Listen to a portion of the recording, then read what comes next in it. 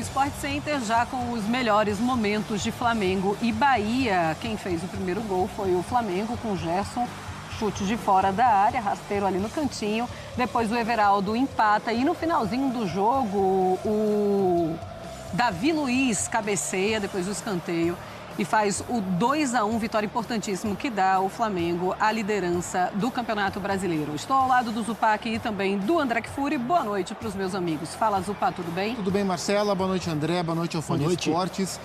Que jogo interessante tivemos no Maracanã. Que ótimo jogo de futebol, de duas ótimas equipes. Uma delas muito esfacelada pela Copa América e pelas lesões, que é o Flamengo, que era o mandante.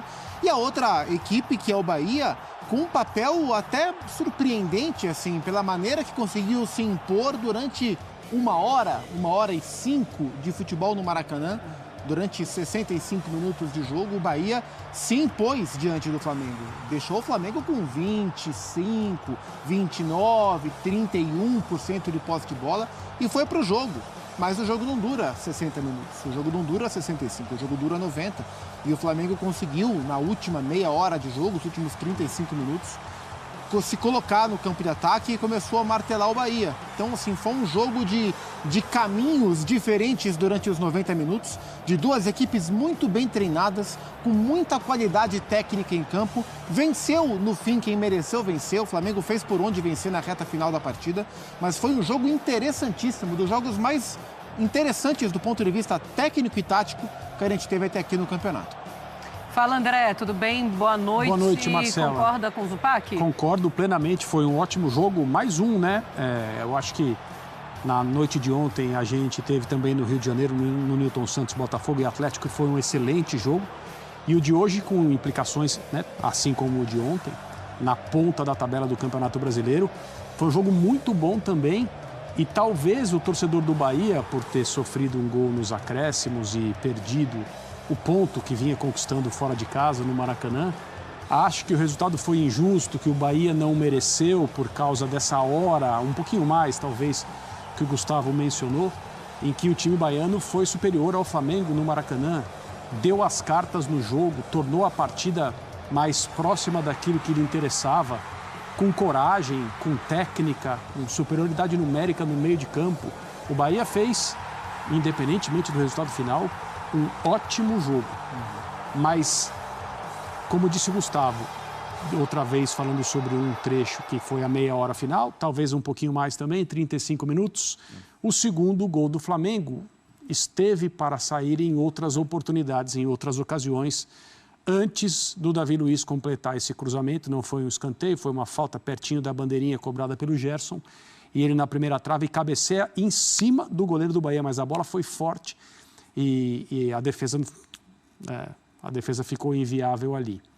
O Flamengo é muito desfalcado, Cebolinha saiu no intervalo com problemas no quadril, não se sabe em relação à disponibilidade dele para os próximos jogos, mas nesse momento do campeonato em que o Flamengo não tem os seus melhores jogadores, já são 3 partidas e 7 pontos. O Léo Ortiz também sai. Léo Ortiz substituído no final, entrou o Everton Araújo, né?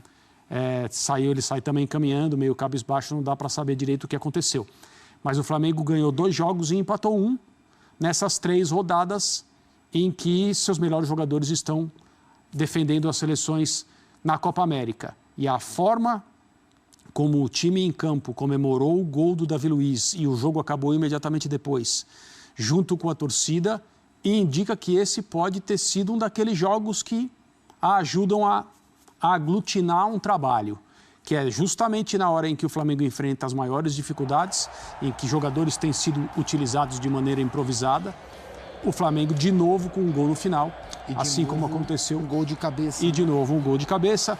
Os times do Tite são muito bons nesse quesito do futebol que produz muitos gols, há muito tempo é assim.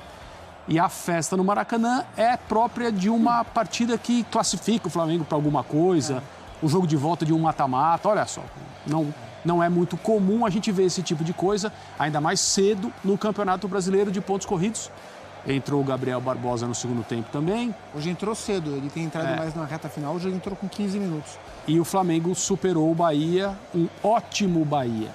A gente não pode deixar de aplaudir a partida do Bahia na noite de hoje no Maracanã, mesmo que ele saia de campo sem nada. E um pouco mais dolorido, né? Porque o Vitória, que não vencia, venceu hoje. Estou falando do ponto de vista do torcedor do Bahia. O Bahia perdeu e quem fez o gol da vitória do Flamengo é um produto das categorias de base do Vitória, o Davi Luiz. Pois é, a gente está vendo aí o Tite, é realmente algo que chama a atenção. Pode ser, sim, aquele divisor que todo mundo fica esperando. Quando foi que o time foi campeão? Em que momento teve essa virada de chave? E aí pode ser, sim, ou pelo menos parece aquele jogo que você se lembra. Ai, naquele gol, no finalzinho, do Davi Luiz, em cima do Bahia. Quem vencesse assumia a liderança do campeonato. E hoje o Flamengo reassumiu a liderança do campeonato com esse jogo. Teve a boa notícia, que era a volta do Ayrton Lucas e também do Everton Cebolinha. E o Everton Cebolinha já sai machucado. O Ayrton Lucas poderia estar muito cansado porque está voltando de lesão. E a gente ainda não sabe se aconteceu algo diferente para ele ter sido substituído. Eu imagino que tenha sido algo mesmo da parte física. Sim. Cansaço. Não, faz sentido. E nessa volta eles tiveram dificuldade para jogar. O Ayrton é um lateral extremamente ofensivo e durante boa parte do jogo o Flamengo não conseguiu atacar. Então foi um jogo em que o Flamengo teve força na reta final para vencer. Teve de novo a bola parada e eu acho que esse vai ser um ponto da coletiva do Tite. O Tite tem levado sempre, já há algum tempo, né, desde o fim da era de Corinthians, seleção, sempre alguém da comissão técnica com ele. Eu desconfio que ele vai levar o Matheus. Mas o Matheus esteve com ele no empate em Curitiba. Que ele estava suspenso. O Tite estava suspenso. O Tite não estava na coletiva? Não, eu acho que era o Matheus ao lado do Clebinho. É isso, porque eu lembro do Matheus falando. Mas hoje faz total sentido. Porque acabou o jogo, o Tite pendurou no pescoço do Matheus. Porque o Matheus, filho dele, é quem trabalha as bolas paradas. Trabalha as bolas paradas e o Flamengo vem de dois resultados com bola parada no fim do jogo, resolvendo a favor. Desconfio que ele vai levar o Matheus hoje para a coletiva e vai abordar esse assunto. E foi um jogo, além da qualidade técnica das duas equipes, e concordo com o André, a gente tem que falar do jogo do Bahia. O que o Bahia impôs ao Flamengo durante mais de uma hora de jogo dentro do Maracanã foi algo que a gente não vê acontecer e eu fui levantar esses dados. O primeiro tempo terminou com 29% de posse de bola para o Flamengo.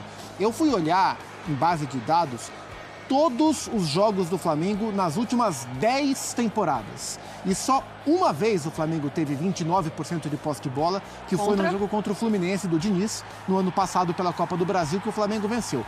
Mas aquilo foi só, o jogo de hoje foi só do primeiro tempo. Na reta final o Flamengo subiu de posse de bola. Mas só para dizer o que o Bahia impôs ao Flamengo durante boa parte do jogo.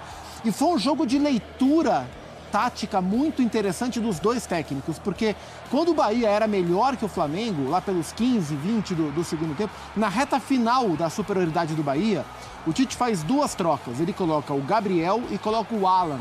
Então ele coloca um atacante e um volante. E ele tira o Luiz Araújo e o Lohan. Ou seja, ele tira um atacante e um meia para colocar um atacante e um volante. O que dá a impressão que é uma alteração defensiva. Mas não é, porque o Alan entrou como um segundo volante para caçar, porque o Flamengo estava com dificuldade de recuperar a bola. Os meias do Bahia, que são ótimos, e são muitos, o Caio, é o Jean Lucas, é o Everton Ribeiro, é o Cauli, que é um tremendo jogador. Para mim, o melhor dos 4 no campeonato é o Cauli, joga demais. O Flamengo não conseguia roubar essa bola, o Bahia circulava essa bola. O Gerson, de segundo volante, não ia conseguir ficar mordendo. Então o Tite coloca o Alan para caçar. E a partir daí o Flamengo começa a se impor no campo de ataque, roubando bola, tendo posse e agredindo o Bahia. E aí o Rogério percebe mais pra frente que aquele jogo que era do Bahia com a bola, rodando bola, distribuindo, construindo, aquele jogo não existia mais. O que o Rogério faz? Coloca 2 homens de velocidade, porque o jogo tinha mudado. Coloca o Biel, coloca o Ademir para tentar contra-atacar. O Bahia pouco contra-ataca, não consegue contra-atacar. Mas a leitura dos dois técnicos foi muito correta, o que o jogo pedia em cada momento. Então foi muito interessante observar como os técnicos também foram se adaptando ao que o jogo estava exigindo e o Flamengo teve mais êxito com as trocas, com o que o jogo se transformou e martelou até vencer. E uma das provas que o Bahia, no primeiro tempo em especial, deu as cartas do Maracanã foi a movimentação na comissão técnica do Flamengo ali pelos 10, 15 minutos em que o Flamengo não achava o Bahia em campo. O Everton Ribeiro comandava o jogo do Bahia na transição de defesa para o ataque, e era um tal de Tite conversando com o Kleber sentado, Tite levantando, Matheus em pé na frente do banco conversando com os jogadores para tentar acertar.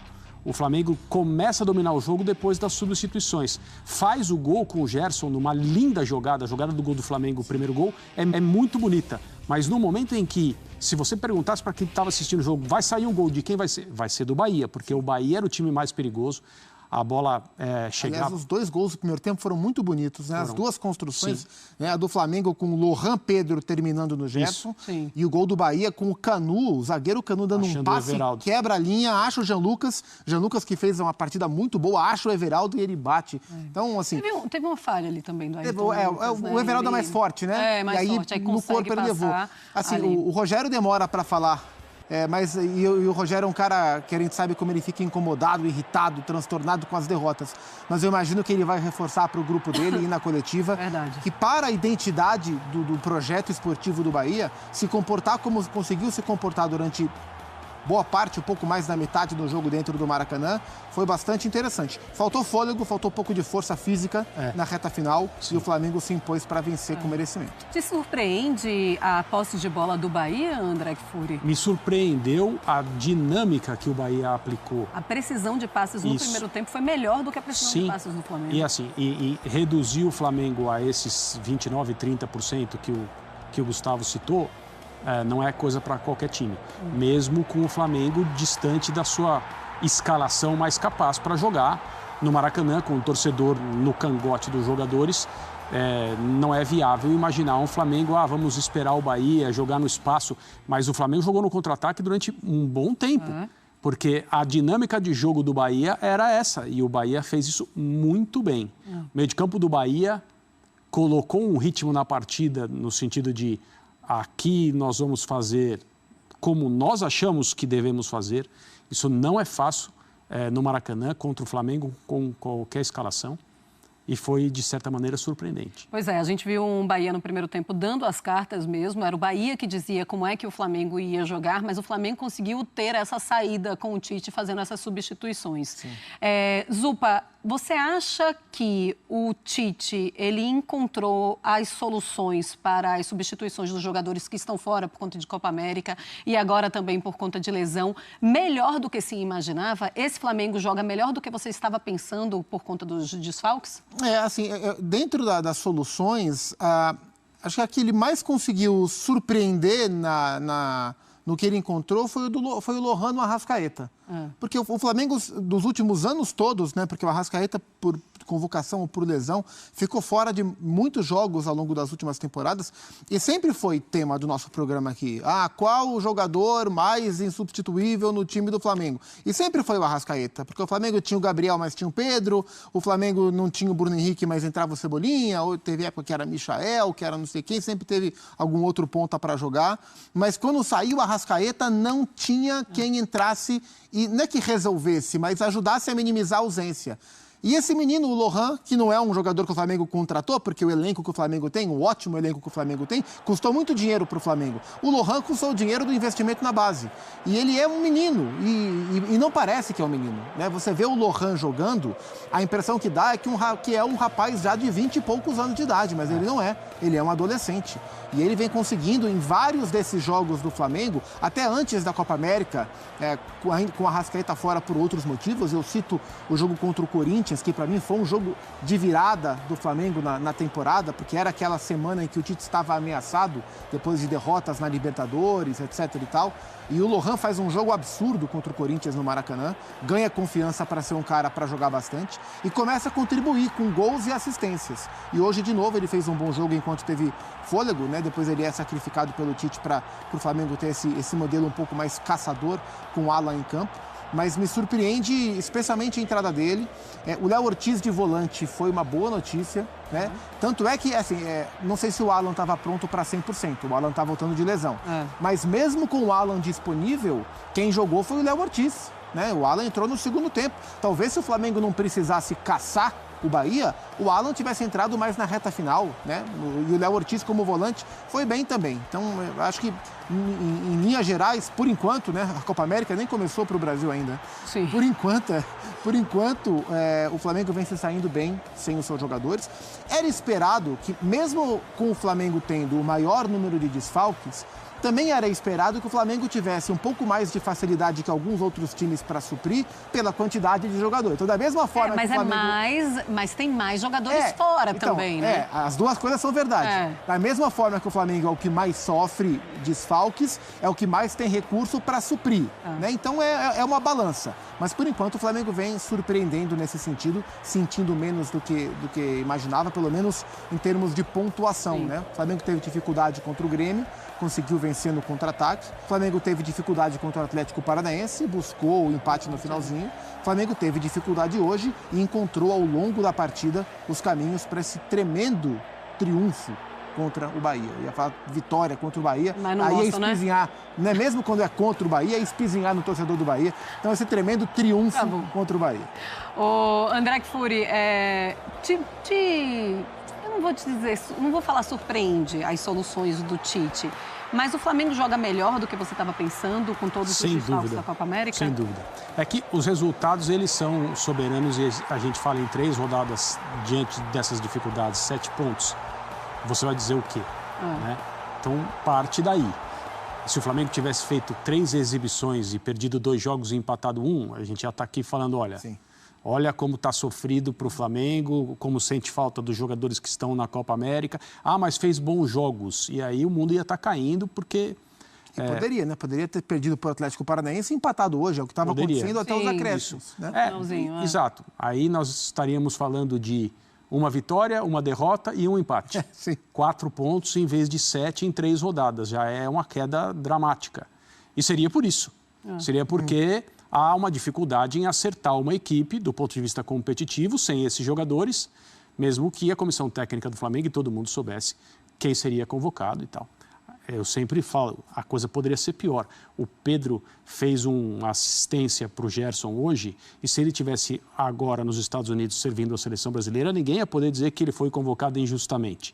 Até me surpreende o Pedro não estar na seleção, mas felizmente para a torcida do Flamengo e para o Tite, ele está no Rio trabalhando, jogando e ajudando muito e mantendo o seu bom nível. Sendo um dos poucos jogadores que tem sido regulares e muito acima do plano do time coletivamente em 2024. Mas agora o Flamengo vai se encontrando. E essa comemoração de hoje, ela é a comemoração de um gol, mais um no finalzinho, e isso mexe muito, né? Se mexe com o torcedor, imagine com o jogador que está no campo, num jogo difícil como o de hoje.